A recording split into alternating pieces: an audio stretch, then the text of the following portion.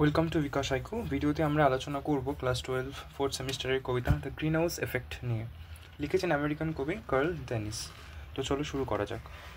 কবিতার নামকরণ শুনে আমরা বুঝতে পারছি যে কবিতাটা কিন্তু একটা এনভায়রনমেন্টাল ইস্যুকে নিয়ে লেখা, মানে একটা ইকো পোয়েট্রি, ইকো পোয়েম, যেটা পরিবেশকে কেন্দ্র করে লেখা হয়েছে। এবং এর মধ্যে এনভায়রনমেন্টাল ইস্যু, কিছু প্রবলেম বলতে তোমরা নাম শুনেই বুঝতে পারছো, গ্রিন হাউস এফেক্ট। এই বর্তমান সময় আমাদের চারপাশে আমরা আমাদের বিভিন্ন মানুষের কার্যকলাপের জন্য পরিবেশের অবক্ষয় ঘটছে, বিভিন্ন গ্যাস রয়েছে সেইগুলো এই এফেক্টটা সৃষ্টি করছে। এবং তার ফলে এই পুরো পৃথিবীর যে স্বাভাবিক যে তাপমাত্রা, গড় তাপমাত্রা, সেটা আস্তে আস্তে কী হচ্ছে, দিনকে দিন বাড়ছে, অর্থাৎ গ্লোবাল ওয়ার্মিং বা বিশ্ব উষ্ণায়ন সৃষ্টি করছে। তোমরা এগুলো ছোটোবেলা থেকেই পড়ে আসছো, শুনে আসছো, বা পরীক্ষাতে তোমাদেরকে এগুলো লিখতেও হয়। গ্রিন হাউস এফেক্ট কাকে বলে, গ্রিন হাউস গ্যাসগুলোর নাম বলো, বিশ্ব উষ্ণায়ন কাকে বলে, তার কারণ ফলাফল লেখো। এই কবিতাটা সেই বিষয়গুলোর উপরই আলোকপাত করছে। খুবই জনপ্রিয় যে বিষয়গুলো বর্তমান সময়ে, জনপ্রিয় বলতে আনন্দের নয়, খুবই দুঃখজনক, কারণ পরিবেশের অবক্ষয় ঘটছে, পরিবেশের অবনমন হচ্ছে। এই তাপমাত্রা দিনকে দিন বাড়াটা তো অবশ্যই ভালো কথা নয়।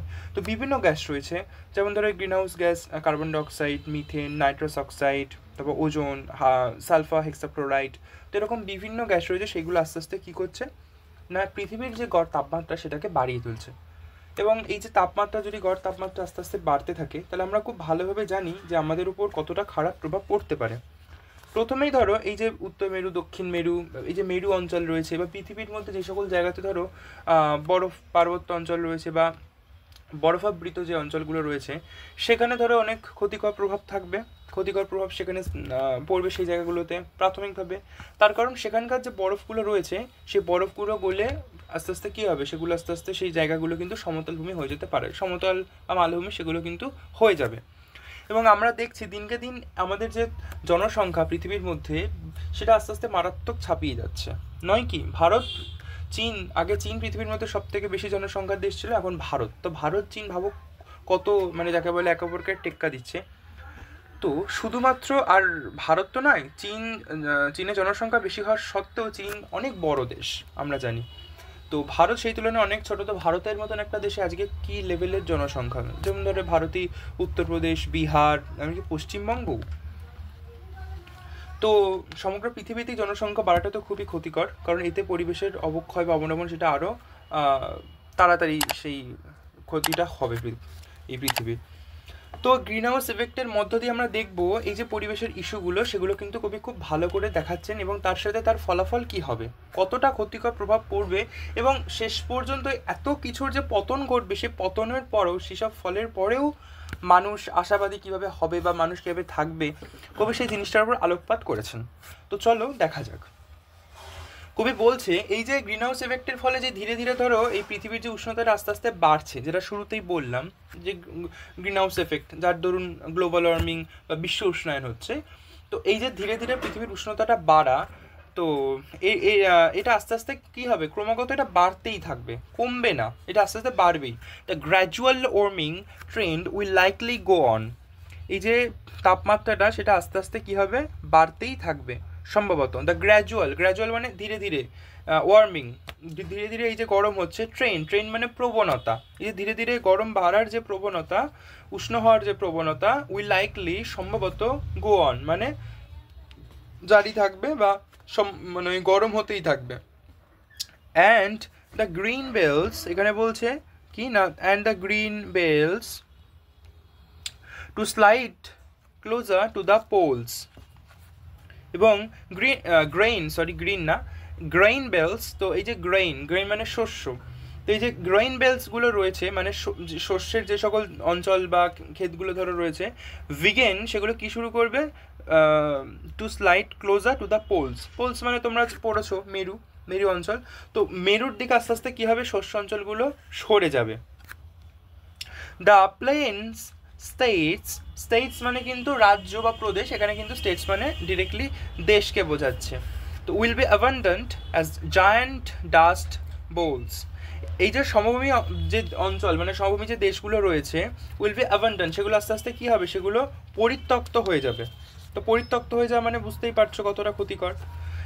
তো অ্যাজ জায়ান্ট ডাস্ট বোলস, তাহলে এই জায়গাগুলো আস্তে আস্তে কী হবে, পরিত্যক্ত হয়ে যাবে। যদি ধরো কোনো সমভূমির দেশ পরিত্যক্ত হয়ে যায়, এই জায়ান্ট ডাস্ট বোলস কোনো ধূলি ঝড়ে বা মরুভূমি থেকে ধরো ধুলো উড়ে আসছে, তাহলে কী হবে, সেখানে একটা ক্ষতিকর প্রভাব পড়বে, সেখানে চাষবাস ভালো হবে না, উর্বর জমি অনুর্বর হয়ে যাবে।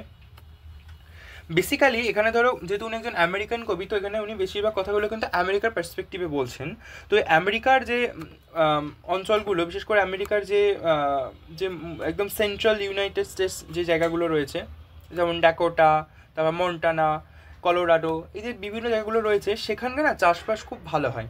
তো চাষবাসের জন্য সেই জায়গাগুলো কিন্তু খুবই জনপ্রিয়। তো এবার যদি সেই সকল যে বিশাল ধর ওখানে যে প্লেন ভূমিগুলো রয়েছে, মানে সমতল ভূমি, চাষবাস খুব ভালো হয়, তো সেই সকল জায়গায় যদি এখন এই তীব্র ধূলিঝড় হয়, জায়ান্ট ডাস্ট যদি সেখানে আসে, তাহলে কী হবে, সেই জায়গাগুলো আস্তে আস্তে অনুর্বর হয়ে যাবে, চাষবাস ভালো হবে না। তো বেসিক্যালি আমরা যদি দেখি, তো 1930, তো ওই সময় ওই দশকে আমেরিকাতে একটা খুব আমরা খরা দেখতে পাই, এই ডাস্ট বোলস বলছে, তো সেই খরা আমরা ওখানে দেখতে পাচ্ছি, যেখানে তীব্র ধূলিঝড় হয়েছিল। এবং তার জন্য আমেরিকা এবং যদি আমরা স্পেসিফিক বলি ক্যানাডা, সে সকল জায়গার যে চাষবাস, তার যে ইকোসিস্টেম, বাস্তুতন্ত্র, সেটা অসম্ভবভাবে ক্ষতিগ্রস্ত হয়েছিল সেই সময়। এবং সেই ফলে যে ধরো ওখানকার যে মাটি, মানে খুবই উর্বর মাটি, তার উর্বরতা নষ্ট হয়ে যাচ্ছে এবং আস্তে আস্তে শুষ্ক হয়ে উঠছিল সেই জায়গাগুলো, তার ফলে ধরো চাষবাস ভালো হবে না। আর তোমরা জানো যেমন আমেরিকার প্রেইরি সমভূমিতে চাষবাস কত ভালো হয়, প্রেইরিকে পৃথিবীর রুটির ঝুড়ি বলা হয়, তোমরা পড়েছো নিশ্চয়ই। তো Greenland and Antarctica will join the new great powers, এরপরে বলছে এই যে দুটো দেশ এবং অ্যান্টার্কটিকা ধরো মহাদেশ, তো এই যে গ্রিনল্যান্ড এবং অ্যান্টার্কটিকা, তো যে জায়গাগুলো তো খুব একটা কিন্তু মানুষ বসবাস করে না, করলেও কম। অ্যান্টার্কটিকাতেও মানুষ বসবাস করে, তবে খুবই কম, এবং বিশেষভাবে বলতে গেলে অনেক এস্কিমোরা বসবাস করে, তো তোমাদের জানা। তো সেই সব জায়গাগুলোতে কি বেশিরভাগ কি রয়েছে, সেখানে বেশিরভাগই রয়েছে বরফ, চারিদিকে শুধুই সাদা বরফ, আর কি, আর ধরো মহাসাগর, বরফ, এইসব কিছু। তো খুবই ডেঞ্জারাস জায়গা এবং আবহাওয়া ভীষণই প্রতিকূল ওখানে, মানে মানে সাধারণ মানুষ গিয়ে হয়তো আমরা টিকতেই পারবো না। তো সেইগুলো কি হবে, এই জলবায়ু পরিবর্তন, ক্লাইমেট চেঞ্জের জন্য সেখানকার যে বরফগুলো রয়েছে, সেগুলো আস্তে আস্তে কী হবে, গলতে শুরু করবে। এবং যদি গলতে শুরু করে, তাহলে ওইখানকার বরফগুলো ধরো ধীরে ধীরে বছরের পর বছর যখন গলে যাবে, তখন সেগুলো আস্তে আস্তে হয়তো সমভূমি বা মালভূমিতে পরিণত হবে, এবং সেখানেও হয়তো আস্তে আস্তে মানুষ থাকতে শুরু করবে এবং চাষবাস করবে। তাহলে সেই জায়গাগুলো আস্তে আস্তে অনেক চেঞ্জ হয়ে যাবে, এবং যদি চেঞ্জ হয়ে যায়, তাহলে কি হবে, তারাও পৃথিবীতে খুব উল্লেখযোগ্য তখন দেশ বা মহাদেশ হয়ে উঠবে। তো Greenland and Antarctica will join the new great powers, তাহলে তখন গ্রিনল্যান্ড এবং অ্যান্টার্কটিকা কী করবে, নতুন যে শক্তি, সেই নতুন শক্তিতে তারাও কিন্তু জয়েন করবে, মানে যোগ দেবে, একদম নব্য মহাশক্তিশালী তারা দেশগুলোর সাথে যোগ দেবে। ধরো এই কবি, ধরো কার্ল ডেনিস, উনি আমেরিকার, কিংবা উনি যে কবিতাটা লিখছেন আমেরিকার পার্সপেক্টিভে, তো অবশ্যই এর মধ্যে যে কথাগুলো রয়েছে সেগুলো কিন্তু ইউনিভার্সালভাবে সত্য, মিথ্যা অবশ্যই নয়, তিনি তো নিরপেক্ষভাবে জিনিসটা, যেটা ফ্যাক্ট, সেটাকে উনি প্রেজেন্ট করছেন। তো এই সেই সকল জায়গাগুলো আস্তে আস্তে ওই অ্যান্টার্কটিকা, গ্রিনল্যান্ড বা এরকম যে কোনো যে বরফাবৃত জায়গা রয়েছে, সেগুলো আস্তে আস্তে ধরো নতুন শক্তির সাথে তারাও যোগ দেবে। তো যে আমেরিকা বর্তমানে এক মেরুকেন্দ্রিক যে বিশ্বে আমরা জানি, আমেরিকা কিন্তু একচ্ছত্র ক্ষমতার অধিকারী। তো আস্তে আস্তে সেটা কী হবে, সেটা কিন্তু আমেরিকা ওই ধরো প্লেন যে সকল বা অন্যান্য যে সকল প্লেন জায়গা রয়েছে, সেগুলো আস্তে আস্তে তার পতন ঘটবে ক্লাইমেট চেঞ্জের জন্য, সে হয়তো সেই জমিগুলো অ্যাবান্ডেন্ট হবে, সেগুলো পরিত্যক্তও হয়ে উঠবে। এর ফলে এইরকম যে দেশগুলো রয়েছে, গ্রিনল্যান্ড, অ্যান্টার্কটিকা, সেখানকার বরফ গললে কী হবে, হয়তো সেগুলোই নতুন মহাশক্তির সাথে যোগ দেবে। Even if we ply them off against each other, এমনকি যদি আমরা ওই দেশগুলোকে কী করি, একে অপরের বিরুদ্ধে যদি উস্কে দিই, তাহলে কী হবে না, ফর মোর এইড, তাহলে আরও সাহায্যের জন্য, will still be poor than we are now. তাহলে যদি সেই দেশগুলোকে আমরা কি করি না, যদি সেই সকল দেশগুলোকে অপরের যদি আমরা এগেনস্টে কোনোভাবে তাদেরকে আমরা উস্কে দিই, তাহলে কি আমাদের কোনো ভালো কিছু হবে? এমনকি তাদের যদি আমরা কোনো রকম যদি চালাকি করি বা কোনো কিছু লোক দিকে যদি পরস্পরের বিরুদ্ধে দাঁড় করিয়ে দিই, তাহলে আমরা কি আশা করছি, আমরা অনেক সুবিধা বানাবো, আমরা কি অনেক সাহায্য পাবো? For more aid will still be poorer than we are now. তাহলে আমরা এখন যতটা গরিব, তার থেকেও আরও বেশি গরিব হবো যদি ওই ধরনের অ্যাক্টিভিটি আমরা করি। লাইফ উইল বি ডিফারেন্ট, না, জীবন তো সম্পূর্ণরকম অন্যরকম হয়ে যাবে, চেঞ্জ হয়ে যাবে সব কিছু, মানে পজিটিভ থেকে নেগেটিভিটির দিকে আস্তে আস্তে সব কিছু রান করবে। গুড টিলেবল ল্যান্ড সো ডিয়ার, টিলেবল মানে হলো চাষের উপযোগী জমি, টিলেবল ল্যান্ড চাষের উপযোগী যে সকল ভালো জমিগুলো রয়েছে, তো সেই জমিগুলো কথা এখানে বলা হচ্ছে। তো সেই চাষের উপযোগী জমিগুলো আস্তে আস্তে কী হচ্ছে, জায়গা করে নেবে। তো সেগুলো খুবই গুরুত্বপূর্ণ বিষয়, ধরো ভালো জমি যেহেতু। তো সেই জন্য কবি এখানে লিখছেন, so dear the suburbs will give way to farms. তাহলে এই যে সাবার্বস মানে হলো শহরতলি। বেসিক্যালি শহরের মধ্যে ধরো একটা অংশ থাকে যেটা একদমই সেন্ট্রাল অংশ, মানে যেখানে ধরো অফিস আদালত বা বিভিন্ন গুরুত্বপূর্ণ জিনিসগুলো রয়েছে, যেখান থেকে শহর এক্স্যাক্টলি চলছে।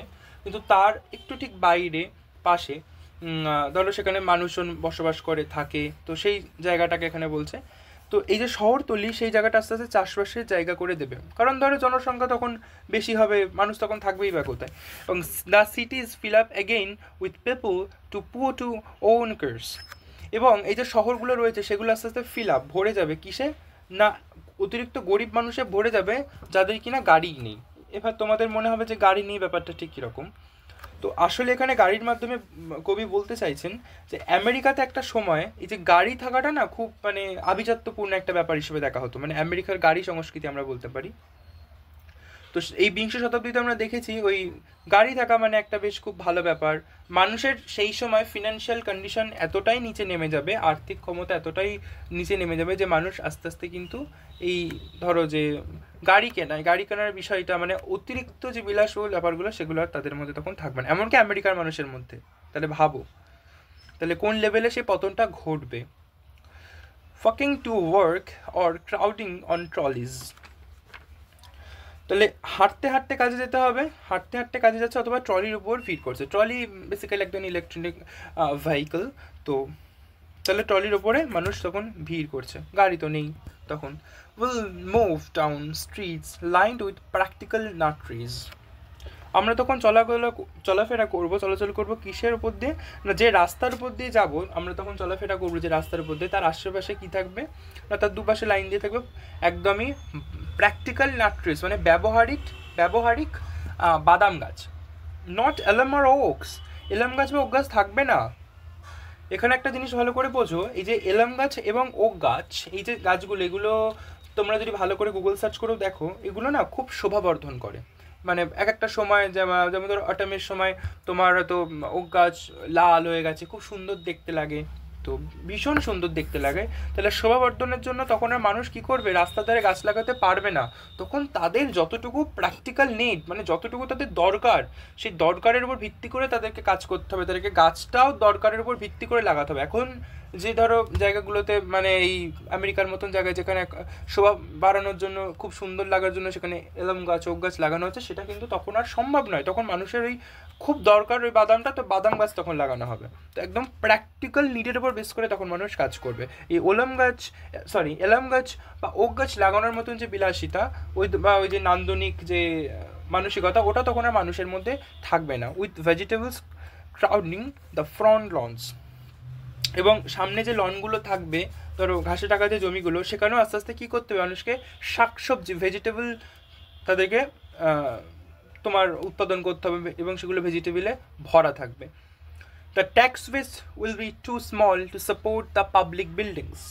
এবং এই যে ট্যাক্স বা কর, সেটা এতটাই কমে যাবে যে কমে যাওয়ার জন্য আস্তে আস্তে কী হবে না, যে ধরো জনগণের কাজে যে সকল বিল্ডিংগুলো ব্যবহার করা হয় পাবলিক ওয়েলফেয়ারের জন্য, বা পাবলিক যে বিল্ডিংসগুলো রয়েছে সেগুলোকে সাপোর্ট করাও কিন্তু আস্তে আস্তে সম্ভব হবে না, সেগুলো দেখভাল করা সম্ভব হবে না। মানে এতটাই সরকারেরও সেই সময় পতন করবে। ধরো সেই সময় কিন্তু মানে সরকারি যে ভবনগুলোও থাকবে সেগুলো কিন্তু আর মানে রক্ষা করা সরকারের পক্ষে সম্ভব হচ্ছে না, এখানে সেটাই বলছে। তো তারপরে কি না, will have to donate hours after work each week. তাহলে প্রথম কথা তো ধরো এই যে অর্থনৈতিক যে আমাদের ভিত্তিটা রয়েছে, যে ইকোনমিক ফাউন্ডেশন, সেটা নষ্ট হয়ে যাচ্ছে শহরের বা সরকারের ইনফ্যাক্ট। এবং সেই যে ফাউন্ডেশনটা, অর্থের যে ফাউন্ডেশন, সেই ইকোনমিক ফাউন্ডেশনটা নষ্ট হওয়া মানে তোমরা বুঝতেই পারছো, তখন কিন্তু আর কোনো কিছু ভালোভাবে হবে না। ক্লাইমেট চেঞ্জ অত্যধিক হয়ে যাওয়ার জন্য আস্তে আস্তে কী হবে, সেটা মানুষের লাইফে এতটা এফেক্ট ফেলবে, মানুষ তার জন্য মানে গরিব থেকে আরও গরিব হয়ে উঠবে। তারা তখন পর্যাপ্ত কর দিতে পারবে না। আমরা আগেই দেখলাম তারা শোভা বর্ধনের জন্য যে এলাম গাছ ওক গাছ লাগাতো, সেটাও এমনকি লাগাতে পারবে না। তো তখন করের পরিমাণ এতটাই কমে যাবে যে সরকারের যে ভবনগুলো রয়েছে সেগুলোও কিন্তু আর রক্ষা করা সম্ভব হবে না। এবং তখন মানুষকে কী করতে হবে, জনগণকে তখন উইল হ্যাভ টু ডোনেট, তাদেরকে ডোনেট করতে হবে, দান করতে হবে hours after work each week. তাহলে প্রতি সপ্তাহে তাদের যে কাজকর্ম রয়েছে সেই প্রতি সপ্তাহে তাদেরকে কী করতে হবে, স্বেচ্ছাশ্রম বলি না আমরা বাংলায়, তো সেরকম করতে হবে, তাদেরকে সময় দান করতে হবে, আওয়ার্স ডোনেট করতে হবে। To rake the lawn of the library and city হল।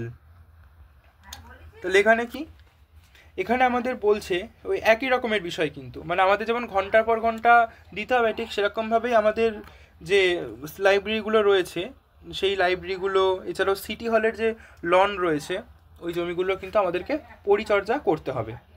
Two tuck point the chimney of the federal building.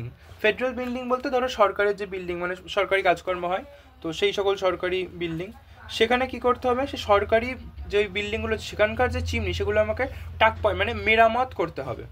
তাহলে সরকারের ইকোনমিক ফাউন্ডেশন এতটাই তলানিতে ঠেকে যাবে সেই সময়, সরকার ভালো ট্যাক্স পাবে না, ফলে তো পাবলিক ওয়েলফেয়ার বা যে সকল কাজগুলো সরকারের করার কথা সেগুলো প্রপার সব কিছু সরকার করতে পারবে না। তখন মানুষকে স্বেচ্ছায় সেগুলোতে স্বেচ্ছাশ্রম করতে হবে এবং তাদেরকে সময় দান করতে হবে। If we don't want the place to fall like temples in Rome. তাহলে এখানে কি বলছে, এখানে বলছে যদি আমরা না চাই যে এই জায়গার রোমের যে টেম্পল তার মতন করে আস্তে আস্তে ধসে পড়ুক। বেসিক্যালি রোমেও আমরা দেখতে পাই ওরকমভাবে যে এখানে বলছে টেম্পলস তার ধসে যাওয়ার পর আমরা দেখতে পাই সেখানে মানে বছরের পর বছর সেখানে ভেড়া চড়েছে।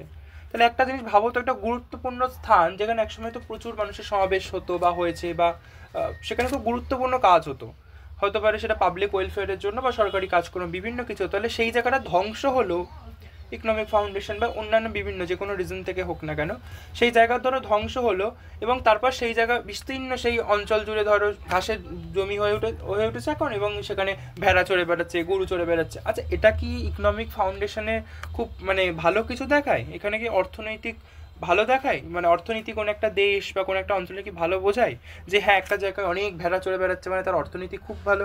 নাকি তোমরা বেসিক্যালি যে ভাবো যে তোমাদের এই আশেপাশে যে মানুষটা এই গরু চড়াচ্ছে সে অত্যধিক পরিমাণে বড়লোক হয়, নাকি যে টেকনোলজি নিয়ে কাজ করছে বা হতে পারে যে বড় বড় ব্যবসা করছে টেকনোলজি রিলেটেড হোক বা যা কিছু, সে বেশি রিচ হয়? তো জিনিসটা তোমরা বুঝতে পারছো যেখানে এই যে ভেড়ার প্রসঙ্গ এখানে তারপর আনছে শিপ, এটার মাধ্যমে কিন্তু অর্থনীতির যে তলানি ধসে পড়া ওটাকে কিন্তু খুবই বোঝাচ্ছেন। Don't want sheep to graze in our squares. Squares মানে হলো এই অঞ্চল বা জমি, তো আমার বা চত্বর যাই বলি, তো আমাদের যে অঞ্চলটা রয়েছে সেখানে আস্তে আস্তে কী হবে না, ভেড়া চড়বে। তো আমরা যদি না চাই যে এরকম কিছু হোক, মানে ভেড়া চড়ুক কিংবা রোমের মন্দির বা টেম্পলের মতন এই আমাদের যে স্থানটা রয়েছে সেই জায়গাটা ধসে পড়ুক, তাহলে আমাদেরকে কী করতে হবে সেটাও দেখো অবশ্যই বলবে কবি। As they grazed in the forum for 1000 years। তো একটু প্রচেষ্টা করলে অবশ্যই আমাদের দেশ কিন্তু চলতে থাকবে। দেখো, with a little effort the country will go on. একটু ছোট্ট এফোর্ট যদি আমরা দিই তাহলে কিন্তু আমাদের দেশটা চলতে থাকবে। তো আর আগের লাইনে বলছে যেইভাবে ওই যে রোমের ধরো ফোরাম রয়েছে সেখানে কিন্তু ওই 1000 বছর ধরে সেখানে কিন্তু ওই তোমার ভেড়া চড়ে বেড়াতো। এই যে ফোরামকে এখানে মেনশন করছেন কবি। তো ফেরান হলো প্রাচীন রোমের একটা এরকম ধরো কেন্দ্রবিন্দু বা স্থান যেখানে খুব গুরুত্বপূর্ণ কাজকর্ম, একটা সর্বজনীন একটা স্থান ছিল, সভা হতো, বিচার হতো।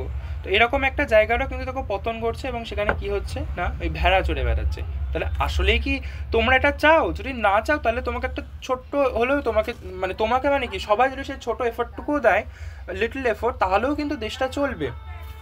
সো হোয়াট, তাতে কি, if you have lost our high place to stronger Carthages. এটা হলো 800 বছরেরও পুরনো একটা শহর, এই যে কার্থেজেসের নাম এখানে মেনশন করছেন কবি। তো কি হবে না, তাতে কি আসলে যে আমরা আমাদের যে ধরো হাই প্লেস বা আমাদের যেই মানে সেই নাম বা যে গরিমাটা রয়েছে সেটা যদি আমরা হারিয়ে ফেলি কোনো একটা শক্তিশালী কোনো প্রতিপক্ষের কাছে, এখানে স্ট্রঙ্গার কার্টেজেস বলে ওটাই কবি বলছেন যে শক্তিশালী আমাদের প্রতিপক্ষ এগেনস্টে বা অপোজিটে যে রয়েছে তাদের কাছে যদি আমরা আমাদের এই গরিমা বা এই যে হাই প্লেস, আমাদের এই যে নাম সেটা যদি আমরা হারিয়ে ফেলি তাহলে কী বা হবে? With far flung fleets will be loaded with merchandise. এই যে বহু হুজ মানে হলো যার, আর ফর ফ্লাং তার মানে হলো বহুদূর বিস্তৃত, আর মার্চেন্ডাইজ মানে হলো পণ্যদ্রব্য। তো তা তো বহুদূর বিস্তৃত এই যে জাহাজের সারি, সেটা আস্তে আস্তে কী হবে, এই যে মার্চেন্ডাইজ তাতে কিন্তু মানে লোডেড হবে, ভর্তি হবে পণ্যদ্রব্যে। চিপো দ্যান আওয়ার্স, যা আমাদের থেকে সস্তা, সেগুলো কিন্তু আসলে আমাদের থেকে সস্তা। Will be glad to watch from the beach, তাহলে আমরা কি হবে না, সমুদ্রের পার থেকে বা তীর থেকে, সরি সমুদ্রের যে তীর সেখান থেকে আমাদের দেখতে খুবই ভালো লাগবে সেই বিষয়টা, আমরা খুবই গ্ল্যাড হব। এখানে কিন্তু কবি এই কথাটা বলার মধ্যে কিন্তু একটা ব্যঙ্গ, একটা মানে সার্কাস্টিক ব্যাপার কিন্তু আমাদের সামনে দেখাচ্ছে, অর্থাৎ এই যে অবনতি, সেই অবনতিটাকে কিন্তু নিষ্ক্রিয়ভাবে মেনে নেওয়া, এখানে সেটাই আমরা দেখতে পাচ্ছি। মানে এই যে ধরো দেশ বা এখানে আমেরিকার কথা যদি আমরা বলি, তাহলে তার যে অবনতিটা হবে সেটাকে কিন্তু এখানে অনেকটা সেই নিষ্ক্রিয়ভাবে মেনে নেওয়া হচ্ছে, যেন সেরকম ব্যাপার। প্রথম কথা যেমন কবি আমাদের আগের লাইনে বলছে যে ধরো আমেরিকার মতন যে শক্তি, এক মেরু কেন্দ্রিক যে দেশ আমেরিকা এখন রয়েছে, সে তার আস্তে আস্তে পতন ঘটবে। এবং এরপরেই কবি আমাদের মেনশন করবেন যে কোরিয়ার মতন যে দেশ রয়েছে সেটা কিন্তু অনেক ওপরে উঠবে। এখানে অবশ্যই তিনি কোরিয়ার কথা বোঝাতে চাইছেন যে কোরিয়া ধর একটা উদয়মান শক্তি, পরাশক্তি। তো এই যে দেশগুলো রয়েছে তারা কি করবে, সস্তাতে পণ্য উৎপাদন করবে, এবং সেই সকল যে জাহাজগুলো রয়েছে মানে পণ্যে বোঝাই করা যে জাহাজ, সেগুলো আস্তে আস্তে বোঝাই করবে, এবং বিশ্ব বাণিজ্যে সেগুলো কিন্তু খুবই গুরুত্বপূর্ণ রোল প্লে করবে, বিভিন্ন দেশে তারা বাণিজ্য করবে। তো তারপর আমরা কি দেখছি, as the lights from Korean armadas pass, এই যে ধরো ওরা তো বাণিজ্য করবে, সুতরাং বাণিজ্য করার স্বার্থে ওদের যে মানে ওরা যখন জাহাজ যাবে তখন কী হবে, সেই লাইট আমরা সবাই দেখতে পাবো যখন কোরিয়ান নৌবহর থেকে সেই আলোগুলো পাস করবে বা পাস হবে। On the endless patrols around the worlds, patrols মানে হয় এখানে পাহাড়িদারি। তো বিশ্বজুড়ে তারা কি করবে, টহলদারি করবে। এন্ডলেস মানে তার কোনো এন্ড নেই, তারা সেই টহলদারি করেই যাবে। তো তখন কি হবে না, বিশ্বশক্তি হিসেবে আমরা কাকে দেখতে পাবো, কোরিয়া দেশকে দেখতে পাবো। মানে যে জায়গাটা আজকে আমেরিকা দখল করেছে সেটা হয়তো পরে কোরিয়া করতে পারবে। কোরিয়া বা আমাদের এশিয়া মহাদেশের মধ্যে বিভিন্ন দেশ রয়েছে, তারা হয়তো সেই মানে 1 নম্বর যে সারিটা, সেই সারিতে মানে থাকার জন্য প্রায় লড়াই করবে। তো তখন এশিয়ার যে দেশগুলো বিশ্ব বাণিজ্যের ওপর কিন্তু তখন খুব নাম করবে, এশিয়ার বিভিন্ন যে কান্ট্রিজগুলো রয়েছে, এবং যে মিলিটারি পাওয়ারের দিক থেকেও কিন্তু তারা খুব এগিয়ে যাবে, এটাও কিন্তু একটা ব্যাপার। Let them have their little time in the sun, মানে এই যে সূর্যের আলোয় তাদেরকে, সূর্যের আলোতে যাকে বলে দুদিনের যে মানে লাইট মানে রোশনাই বা নাম খ্যাতি, সেটা পেতে দাও। তাহলে এখানেও কিন্তু আমরা সেই ওই যে ধরো একটা আইরনিক্যাল ব্যাপার সেটা দেখতে পাচ্ছি। মানে প্রথম কথা আমেরিকার মতন একটা দেশের পতন ঘটছে, এবং তারপরে তারা অন্য দেশকে কী করছে, মানে সে আমাদের বাংলায় যেমন প্রবাদ আছে না, ওই খেতে না পারলে আঙুর ফল টক হয়ে যান, একটা সেরকম ব্যাপার। ঠিক আছে, তারা খুব নাম করছে কোরিয়া বা এশিয়ার দেশগুলো, ঠিক আছে, তো কি এসে যায়, ও 2 দিন পর ওরাও আস্তে আস্তে নিভে যাবে। মানে অনেকটা এই রকমের কিন্তু একটা ব্যাপার বা কথাটা কিন্তু এরকম বোঝাচ্ছে। Will say to ourselves as we begin to sway to the strains of a native beach band, আমরা বলবো না, আমরা কি বলবো, আমরা বলবো নিজেদেরকে যখন আমরা দুলতে শুরু করব আমাদের দেশের যে সমুদ্র তীরের যে বাদক দল রয়েছে তাদের সুরের টানে, তো আমরা তখন বলবো। আর আমরা আরেকটা জিনিস ইগনোর করবো না, কি ইগনোর করবো, the hits, ignoring the hits from the Arctic on the radio. এটার মধ্যে দিয়ে কিন্তু খুব গভীর একটা আমাদের কিন্তু সেই ফিলিং, যে ইমেজ, সেটা কিন্তু আমরা দেখতে পাচ্ছি এই লাইনটার মধ্যে দিয়ে কবি বলছেন। প্রথম কথা হলো যে আর্কটিক, সেখানে ধরো ভবিষ্যতে যে এলাকা রয়েছে ওই অঞ্চলটা, আস্তে আস্তে ধরো সেখানকার বরফ গলতে শুরু করবে, এবং সেখানকার যে জলবায়ু এখন রয়েছে সেটা পরবর্তীকালে অনেক ডিফারেন্ট হয়ে যাবে বা হয়ে যেতে পারে। তো সেখানকার ধরো এবার সেগুলো ধরো বিশ্বশক্তিতে গুরুত্বপূর্ণ রোল প্লে করতে পারে। তো তার যে জনপ্রিয় যে বাজনাগুলো রয়েছে, সেই রেডিও থেকে আস্তে আস্তে কী হবে, ওই যে খবর আসবে, আমরা এখানে ধরে নিতে পারি কবি বলছেন জলবায়ু সংক্রান্ত খবর হয়তো আর্কটিকের বাজনাতে বা রেডিওতে ভেসে আসবে।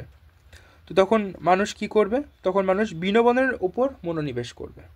আর জলবায়ু পরিবর্তন তো হয়েই যাবে ততদিনে, তখন সেই পরিণতি নিয়ে খুব সামান্যভাবে তারা বেঁচে থাকতে বাধ্য হবে, খুব বিশেষ কিছু হয়তো তখন তারা করবে না, এবং ওই কোনো কিছু না করে ওই যখন বললাম সে আঙুর ফল টকের মতন ব্যাপার, অনেকটা সেই ধরনের মানসিকতা তাদের মধ্যে কাজ করবে।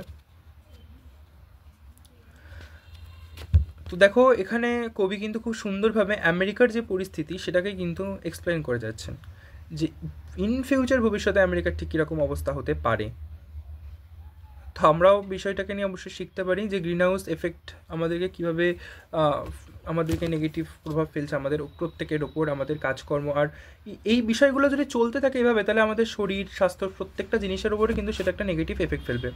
আমাদের শরীর স্বাস্থ্য মানসিকতাও আস্তে আস্তে চেঞ্জ হবে, আমরা অনেক রোগগ্রস্ত হয়ে পড়বো, এবং তার ফলে কী হবে, কাজকর্ম মানুষ ভালো করতে পারবে না, তার জন্য তাদের ইকোনমিক যে কন্ডিশন, যে ধরো ফিনান্সিয়াল যে বেস বা ফাউন্ডেশন, সেটা আস্তে আস্তে নষ্ট হবে, এবং এটা নষ্ট হলে মানুষ হয়তো ভালোভাবে জীবনধারণই করতে পারবে না। সুতরাং সরকারকে টেক ট্যাক্স দেবে, সরকারকেও ভালো ট্যাক্স দিতে পারবে না।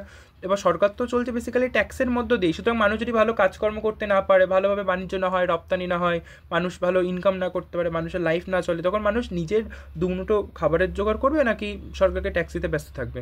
সুতরাং তখন সরকারি যে সিস্টেমগুলো রয়েছে সেগুলো আস্তে আস্তে ভেঙে পড়বে, এবং তখন সরকারি সিস্টেম বা পাবলিক ওয়েলফেয়ারে যে সকল বিল্ডিংস বলো, যা কিছু ব্যবহার করা হচ্ছে, সেগুলোকে যদি আবার আমরা ভালোভাবে রক্ষা করতে চাই, তাহলে আমাদের মধ্যে যে পাবলিক, মানে এই যে সাধারণ যা আমরা মানুষ, তো আমাদেরকেই কিন্তু সেখানে স্বেচ্ছা শ্রম বা ধরো মানে একদম নিজে থেকে আমাদের সেখানে কাজ করতে হবে, এবং আমাদের যে সময় রয়েছে, এমনকি আমাদের কাজ করার পরও আমাদের সময়টাকে ওখানে দান করতে হবে। আর অবশ্যই বিভিন্ন জায়গাতে কবি বোঝাচ্ছেন, যেমন ধরো এই অংশটুকুর মধ্যে, এই যে এখানটা বললাম যে উইথ আ এখানটা যে with a little effort the country will go on, খুবই গুরুত্বপূর্ণ বিষয় এখানটা।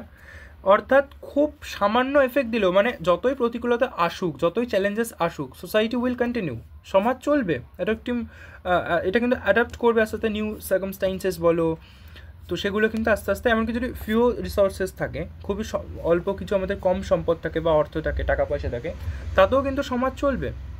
এখানে কবি সেটা কিন্তু বোঝাচ্ছেন। তো আমাদেরকে কী করতে হবে, অবশ্যই বিষয়টা থেকে শেখা উচিত,